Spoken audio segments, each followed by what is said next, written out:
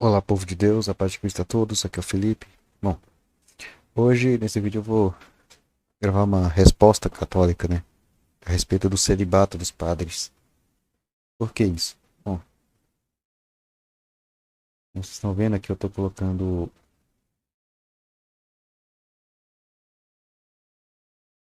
aqui que eu tô colocando um comentário de um protestante, é um comentário meu, né, alguns dias atrás eu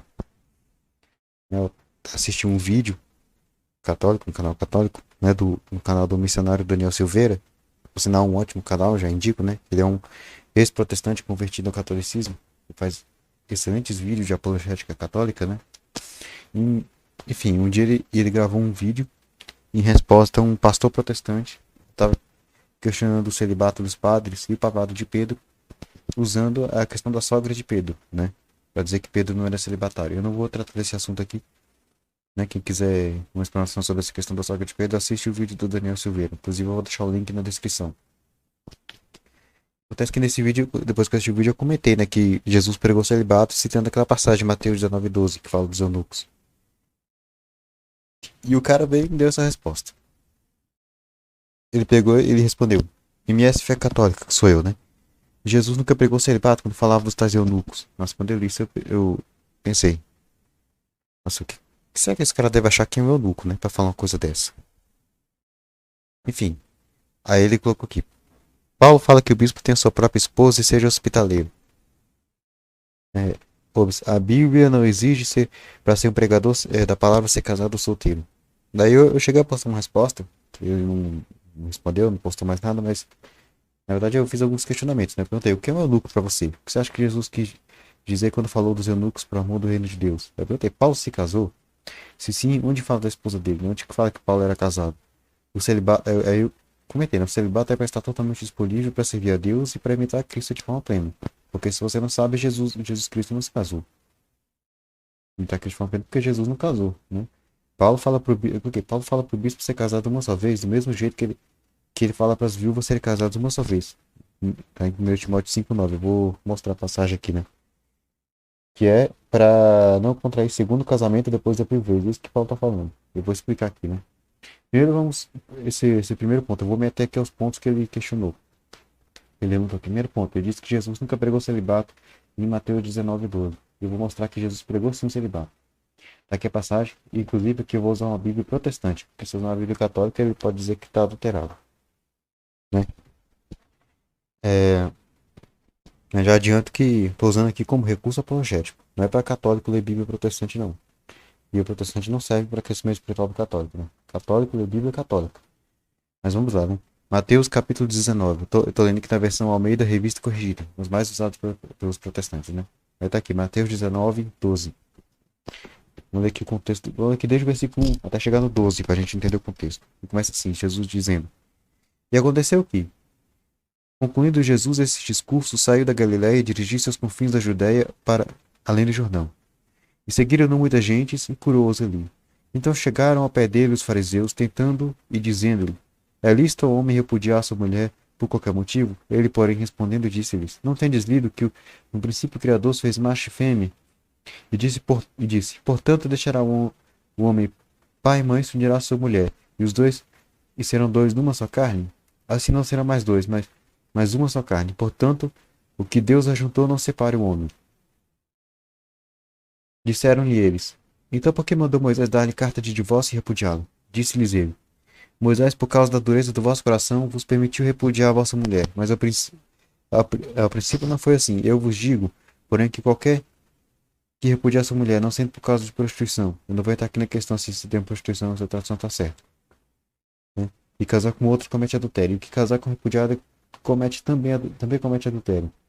Disseram-lhe seus discípulos: Se assim é a condição do homem relativamente à mulher, não convém casar. Ele, Jesus, né, porém lhes disse: Nem todos podem receber esta palavra, mas só aqueles a quem foi concedido. Essa palavra, esta palavra, que palavra está fazendo? Que está falando? O que falou imediatamente antes? Veja que ele disse: Esta palavra, esta, né? Então ele está falando do que falou imediatamente antes, né? Ou seja, esse ensinamento sobre matrimônio. E ele está dizendo que nem todos podem receber esse ensinamento, mas só aqueles a quem foi concedido. Por que está dizendo isso? Porque nem todo mundo vai casar. Porque esse ensinamento, obviamente, é para quem é casado, para quem vai casar e construir família, para quem tem essa vocação. Então nem todos podem receber, porque nem todos têm essa vocação, né? Só aqueles a quem foi concedido, ou seja, só aqueles que receberam essa vocação para o matrimônio. E é o que ele vai explicar no versículo seguinte. É o que ele vai falar. Veja que no versículo seguinte ele começa com porquê, né? Porque, se você estudou português, é uma conjunção explicativa, introduz uma explicação, né? E aqui está introduzindo uma explicação. Ou seja, então aqui está explicando, no versículo 12, ele está explicando o que ele disse no 11. Ele vai explicar por que, que no 11 falou que esse ensinamento não é para todo mundo. Versículo 12 ele vai dizer: por quê? Porque há eunucos que assim nasceram do ventre da mãe, e há eunucos que foram castrados pelos homens, e há eunucos que se castraram a si mesmos por causa do reino dos céus. Quem pode receber isso, que o receba. Então, ou seja, esse ensinamento não é para todos, por quê? Porque por causa dos eunucos.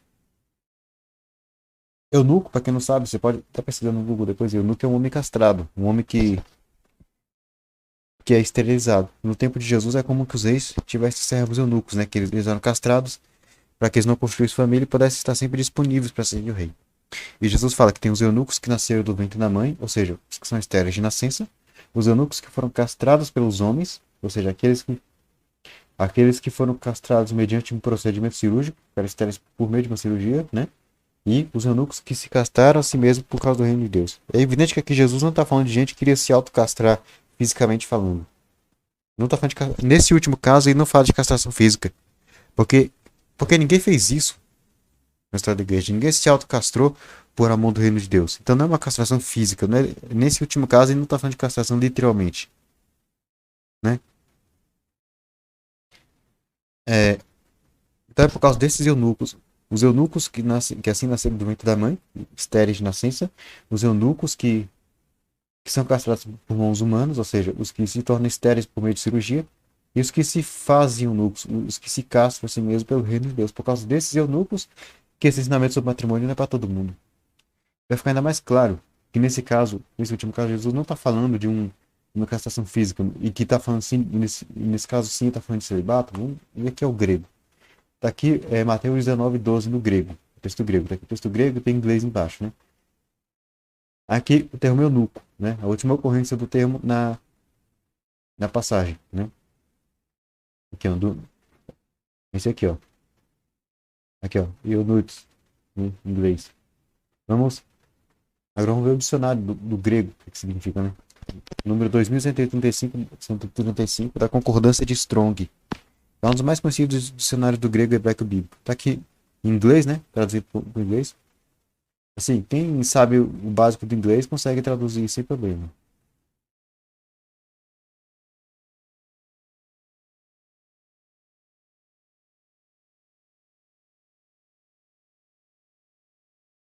Vou esperar carregar aqui um pouco, né? Só um minutinho. Um segundinho.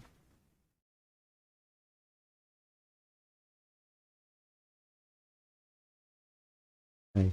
Aqui vai traduzir, porque para traduzir pelo tradutor do Google, né? Não é uma. Não é a melhor tradução do mundo, mas quebra o galho.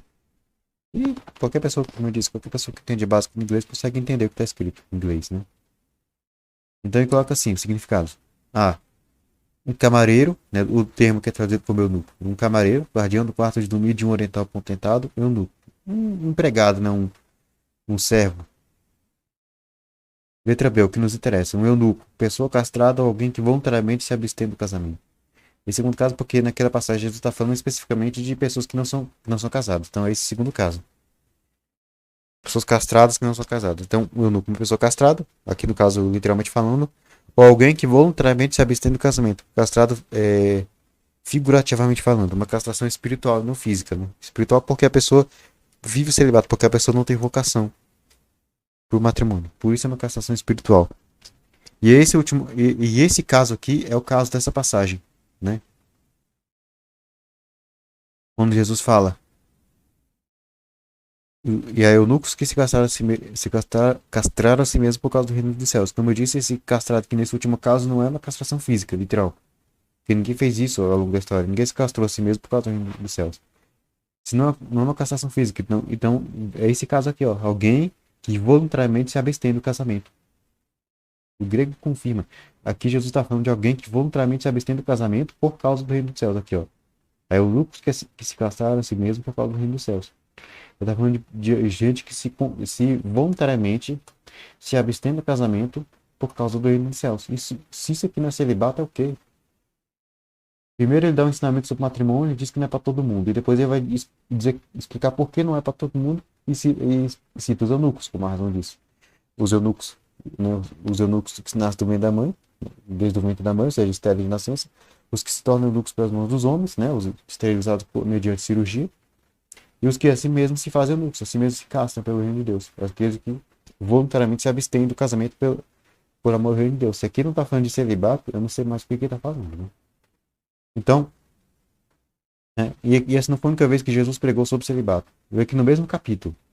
São Mateus 19, do 27 até o 29. Então Pedro, tomando a palavra, disse-lhe: Eis que nós deixamos tudo e te seguimos. Que receberemos?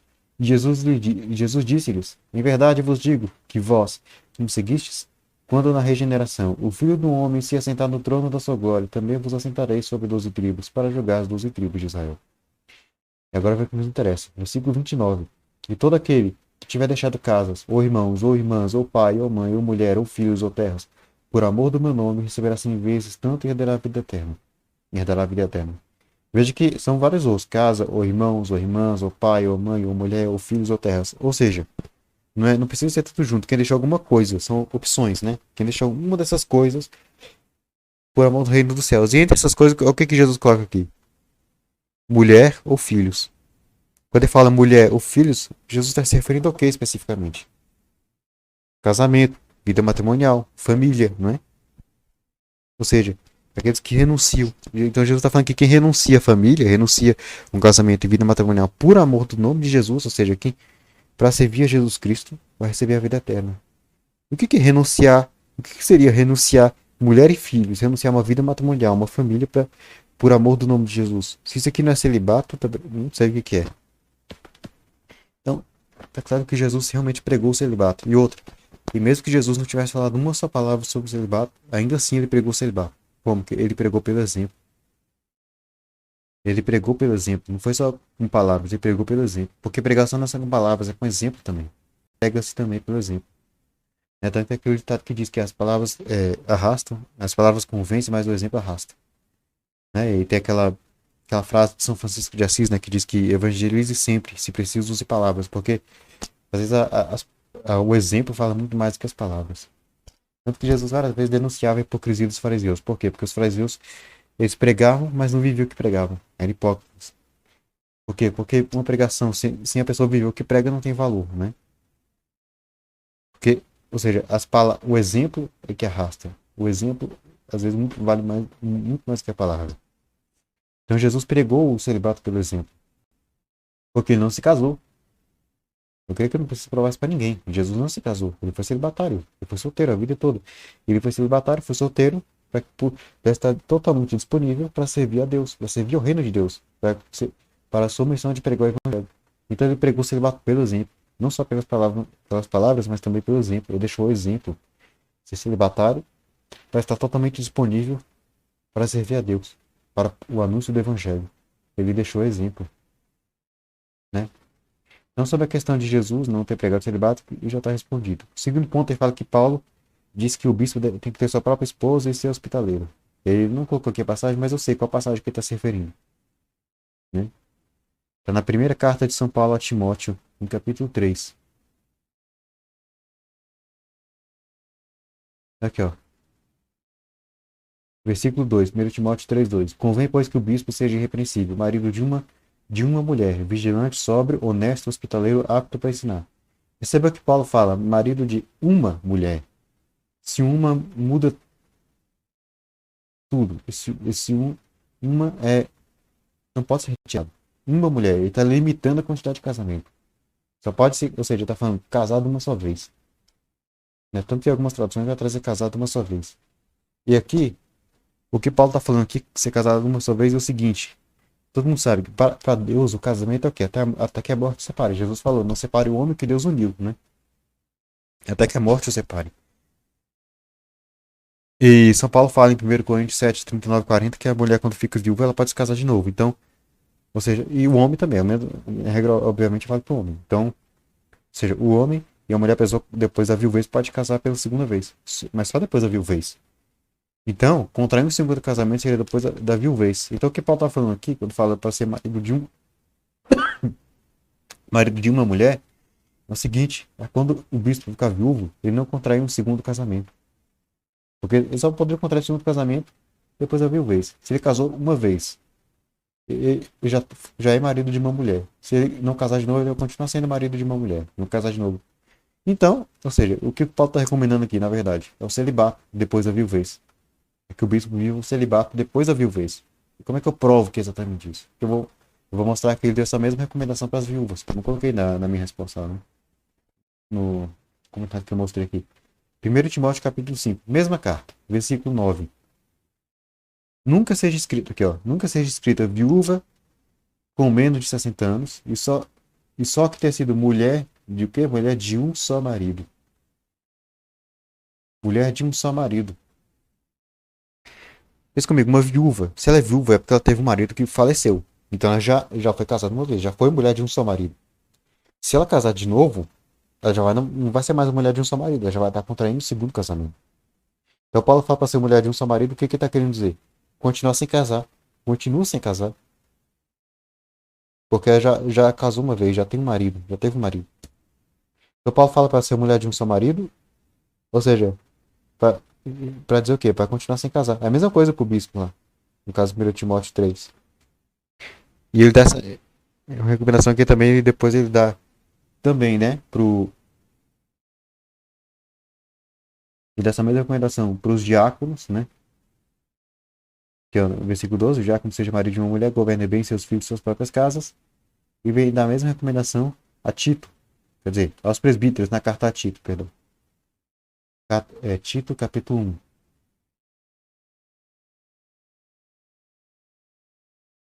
É, versículo 4 e 5. Por essa causa eu te deixei em Creta, na Grécia. Tito era bispo em Creta. Para que pusesses em boa ordem as coisas que ainda restam, e de cidade em cidade estabelecesse presbíteros são os padres, né? Padres, como já te mandei. Aquele que foi irrepreensível, marido de uma mulher, e tem tido filhos fiéis, que não possa acusar de dissolução, nem são desobedientes. Por que isso? Porque naquele tempo, não era igual hoje. Hoje a maioria dos cristãos são cristãos de nascença, né? A maioria dos católicos já nascem em berço católico. Mas naquele tempo não era assim. Naquele tempo a igreja estava começando. Quando Paulo escreve essas cartas, algumas décadas depois da ascensão de Jesus. Então a igreja já estava começando. A maioria dos cristãos se convertia de alcançar a fase adulta, né? Era comum alguns se converter ao cristianismo depois de ter casado e construído família, né? Naquele tempo a maioria dos cristãos eram conversos do judaísmo ou do paganismo. Muitos, a grande maioria se convertia depois de adulto, de ter casado e construído família. Era muito normal. E naquele tempo o celibato não era uma norma disciplinar. A igreja só define o celibato como norma disciplinar no, no primeiro concílio de Latrão, em 1123, muitos séculos depois. Então, não era uma norma disciplinar. E Paulo não era papa para obrigar ninguém a viver o celibato, mas ele dava uma recomendação. E naquele tempo, como eu disse, a maioria das pessoas se convertiam já depois de adulto, depois de casar e constituir família. Então, assim, era muito comum também que as pessoas descobrissem a vocação ao sacerdócio já depois de ter casado e construído família. Então era comum naquele tempo muito comum ter ordenações de homens casados. Então quando Paulo dá essas recomendações é para dizer o seguinte: para aqueles sacerdotes que forem ordenados já casados, né, os casados que receberam a ordenação, os padres casados, para quando alcançarem a viuvez, não casar de novo, porque está recomendando o celibato. Paulo jamais poderia estar pregando contra o celibato. Nunca poderia estar proibindo o celibato, por quê? Porque se Paulo tivesse proibindo o celibato, ele seria o esquizofrênico. Como assim? Vou mostrar. Porque ele não só pregou o celibato em outra carta, como ele era celibatário. Primeiro eu vou mostrar que ele era celibatário. E vou mostrar depois ele pregando o celibato. Primeira carta aos Coríntios, capítulo 7, versículos 7 a 9. Ele diz assim: porque quereria que todos os homens fossem como eu mesmo, mas cada um tem de Deus o seu próprio dom, um de outra maneira e outro de outra. Então aqui eu já reconheci que cada um tem uma vocação, um dom, uma vocação específica. Uns é para o matrimônio, outros para o celibato. Digo, porém, aos solteiros e às viúvas, Filhos, é bom se ficarem como eu. Ele tá falando para os solteiros e as viúvas ficarem como ele. Como ele como? Sem casar. Os solteiros e as viúvas não são casados. Eu gosto de ler o versículo seguinte, que confirma mais ainda. Mas, se não podem conter-se, casem-se, porque é melhor casar do que abrasar-se. Perceba que esse mais aqui no início, você estudou português, o mais é uma conjunção adversativa, então introduz uma ideia contrária. Então o que está sendo introduzido aqui, esse casem-se, porque esse aqui é um termo intercalado entre amigos, então o que está introduzindo esse casem-se. Casem-se não podem conter-se. Então esse casem-se é uma ideia o quê?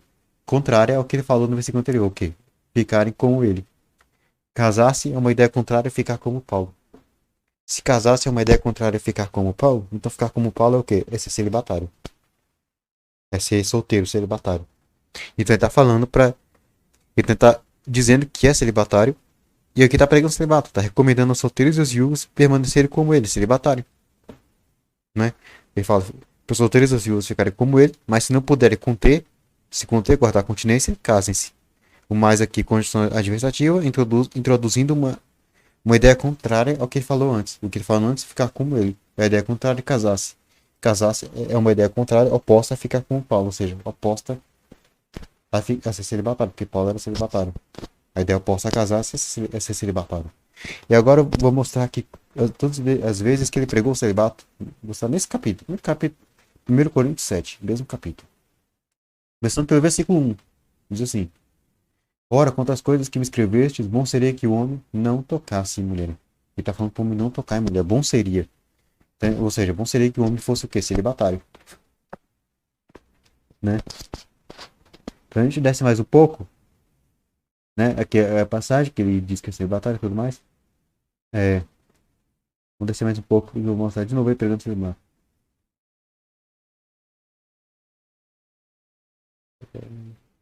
Aqui, ó. 7, 1 Coríntios 7, versículos 25. Aqui até o 27 diz assim: Ora, quanto às virgens, não tenho mandamento do Senhor. Dou, porém, meu parecer, como quem tem alcançado misericórdia do Senhor para ser fiel. Tenho, pois, por bom, por causa da instante necessidade, que é bom para o homem estar assim. Ele está falando de virgens, né? E fala por bom para o homem estar assim como em estado virginal. Leamos o versículo seguinte: Estás ligado à mulher? Não busques separar-te. Estás livre de mulher? Não busques mulher. Por que não busques mulher? Isso aqui não é uma recomendação de celibato, não sei mais o que é, né? Que é recomendando celibato, né? Lógico, ao mesmo tempo ele também não proíbe se casar. Eu tô falando que ele recomenda o celibato. Não tô falando que ele proíbe se casar. Ele não proíbe, realmente. Tanto que ele vai dizer, ó, no versículo seguinte, mas se te casares, não pecas. Então ele não tá proibindo se casar, ele só tá recomendando uma outra opção de vida que é o celibato. Uma outra possibilidade, né? Então, mais uma vez, versículo 1 Coríntios 7, 32 é o 34, né?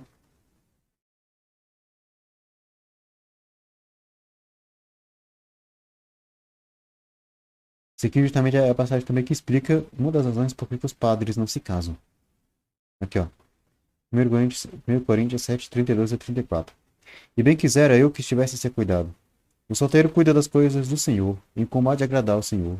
Mas o que é casado cuida das coisas do mundo, em como há de agradar a mulher. Há diferença entre a mulher casada e a virgem. A solteira cuida das coisas do Senhor para ser santa, tanto no corpo como no espírito. Porém, a casada cuida das coisas do mundo, e como há de agradar ao marido. Veja, ele está ensinando que a pessoa que é casada, perdão, a pessoa que é solteira, consegue cuidar muito mais das coisas de Deus do que é casado. Ele não está dizendo que quem é casado não consegue servir a Deus. Não, consegue, consegue. É possível ser santo no matrimônio e servir a Deus no matrimônio. Só que o que Paulo está dizendo é o seguinte: ele está falando que ele fala que o solteiro cuida das coisas de Deus procurando agradar a Deus e o casado cuida das coisas do mundo procurando agradar ao mundo. E está dizendo que o solteiro cuida melhor. O solteiro consegue estar o tempo todo totalmente disponível para servir a Deus. O casado não. E é uma questão lógica. A pessoa que é casada não consegue estar o tempo todo disponível para as coisas de Deus. Porque a pessoa que é casada tem cônjuge, tem que cuidar de cônjuge, marido, mulher, né? E tem filhos, tem uma família para cuidar. Então, se divide entre as coisas de Deus e a família. Entre a igreja e a família, digamos assim, né? Em servir a Deus e servir a família. O solteiro não se divide. Ele consegue servir só a Deus. Então, mais uma vez aqui ele pregou o celibato. Então, se Paulo era celibatário e pregava o celibato, ele jamais poderia estar pregando contra o celibato. Jamais. Então, esse argumento que ficou. Espero que isso tenha ficado claro, né? Já que é a página.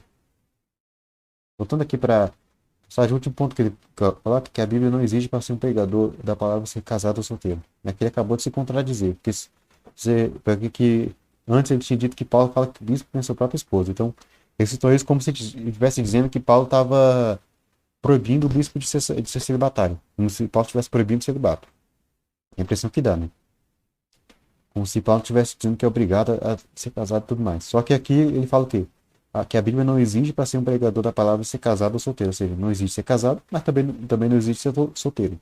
Então ele aqui, depois ele fala que a Bíblia não exige ser casado. Então primeiro ele coloca Paulo falando que o bispo tem que ser casado, ter sua esposa, como se isso fosse uma exigência, e depois fala que não é uma exigência bíblica ser casado. Parece uma contradição. E se ele diz aqui que não é uma exigência bíblica ser casado ou solteiro, então ele está admitindo que o celibato é uma opção. Ele fala que a Bíblia não existe ser solteiro, mas também não existe ser casado. Não existe ser casado ou solteiro. Então, ser casado ou solteiro, nenhum dos dois é obrigação. A Bíblia não obriga nenhum dos dois. Então, segundo ele, e é verdade, a Bíblia não obriga nenhum dos dois. Né? Ser casado não é obrigação, não é imposição da Bíblia. Assim como ser celibatário também não é. Né? As duas são opções. Então, ele mesmo está admitindo que o celibato é uma opção. E eu sei que ele deve ter escrevido isso porque deve achar que a igreja obriga o padre a ser celibatário, proíbe o padre de casar. Mas não é assim. Na verdade, a pessoa que fala isso ela não entende o que é o sacerdócio. Né?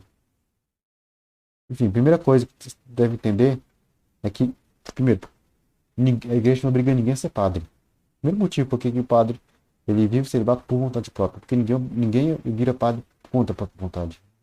Ninguém tem um seminário e é obrigado pela igreja. Não. Eu vou mostrar aqui, né? Só...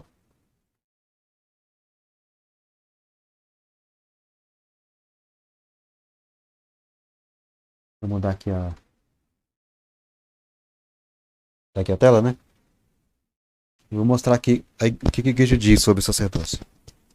A igreja identifica neste evangelho da vocação, né, João 1,39, que fala da vocação de Filipe e Natanael, o paradigma, a força e o impulso de sua pastoral vocacional, ou seja, de sua missão de cuidar do nascimento, discernimento e acompanhamento das vocações, particularmente das vocações ao sacerdócio. Isso aqui é São João Paulo II, na exortação Pastores da Bovobis, número 34. Pastores da Bovobis é uma exortação que trata do sacerdócio, né?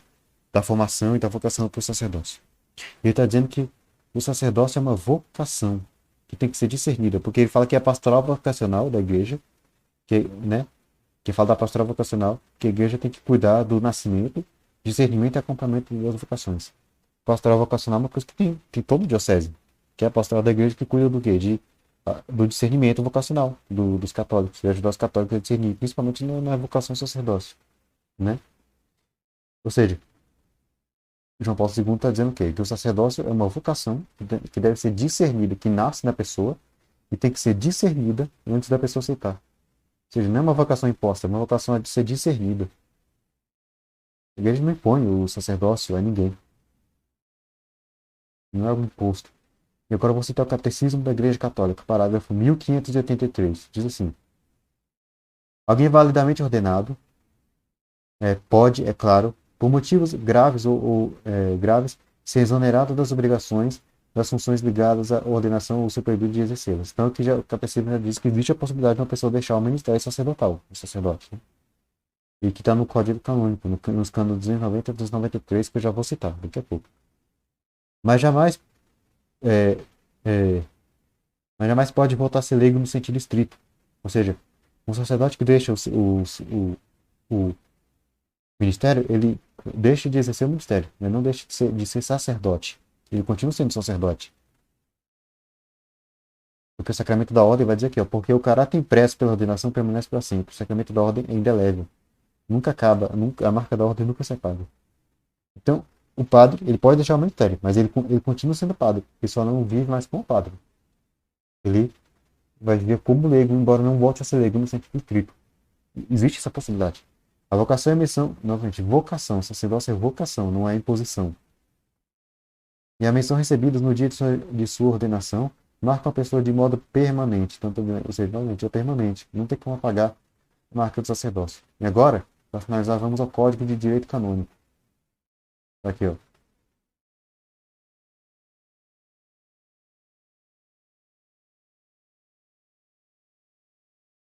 Capítulo 4 da perda do Estado clerical. Cano 290 vai dizer o seguinte: a sagrada ordenação, uma vez recebida validamente, nunca se anula. É aquilo que eu disse, o sacramento da ordem ainda é leve. Então, uma vez que a pessoa for ordenada validamente, não tem como anular. Nem a morte anula o sacramento da ordem. Então, não tem como, não, uma vez que a pessoa recebeu o sacramento da ordem, voltar a ser leigo, no sentido estrito da coisa, né?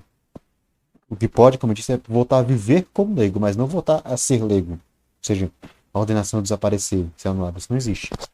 No entanto, o clérigo perde o estado clerical. Quando fala clérigo, é qualquer pessoa que tem o sacramento da ordem. É o diácono, o padre ou o bispo, né? Ele diz assim: os três casos que pode haver, que é a perda do estado clerical, não é o ser clerical, é o estado clerical, ou seja, o ministério, a vivência como clérigo, a vida como clérigo. Ele vai deixar, são os casos que ele deixa de viver como clérigo, ele deixa o ministério como clérigo. Ele diz assim: primeiro caso, por sentença judicial ou decreto administrativo em que se declara inválida a sagrada ordenação. Ou seja, um decreto da igreja, do tribunal eclesiástico, sei lá, que diz que a ordenação foi nula. Ou seja, não houve uma ordenação válida. Né? Então, se não houve ordenação válida, ele continua sendo leigo. Se ele não foi ordenado, se ele não foi verdadeiramente ordenado, se a ordenação foi nula, foi inválida, então ele não foi realmente ordenado, então ele continua sendo leigo. Segundo, por pena de demissão, legitimamente imposta, que é uma pena de demissão do Estado clerical. Quando o padre faz alguma coisa errada, sei lá, prega uma heresia, enfim, faz alguma coisa que não devia, comete algum delito canônico, enfim, ele pode sofrer essa pena de demissão.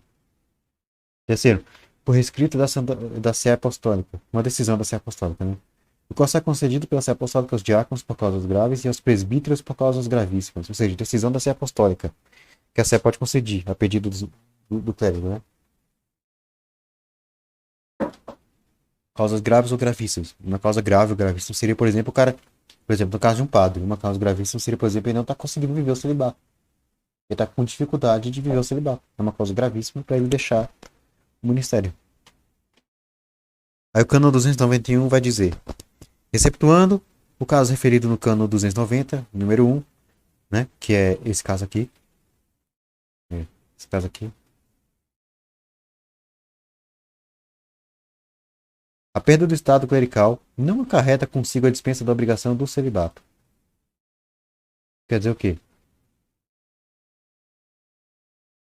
Quer dizer que esse é o único caso que ele que traz junto a dispensa da obrigação do celibato, que é quando a ordenação é nula, não houve ordenação válida. Ou seja, o cara continuou como leigo, então não, não tem obrigação nenhuma de continuar vivendo celibato. Agora é concedido exclusivamente pelo Romano Pontífice. Quer dizer o quê? Vamos medir somente nesse primeiro caso, que já vem automaticamente uma dispensa do celibato. No segundo e no terceiro não tem automaticamente uma dispensa do celibato. Quer dizer que além dessa decisão, disso aqui, tem que vir a decisão do Papa dispensando o celibato. Mas o fato é que o Código de Direito Canônico, como a gente vê, como é que se diz? Prevê essa possibilidade, né, de uma dispensa do celibato. Isso acontece com os sacerdotes. Então, a igreja não obriga, tanto como eu disse, não obriga. Uma das provas é isso, que o padre ele pode se casar, né? O padre, se ele perceber que não está conseguindo viver o celibato, ele pode renunciar ao ministério, pedir à igreja para deixar o ministério, se casar e construir uma família. Não é impossível. Então, assim, ninguém vira padre por conta da própria vontade. Quem entrou no seminário e virou padre foi porque discerniu, percebeu que tinha vocação e abraçou a vocação, por vontade própria, né?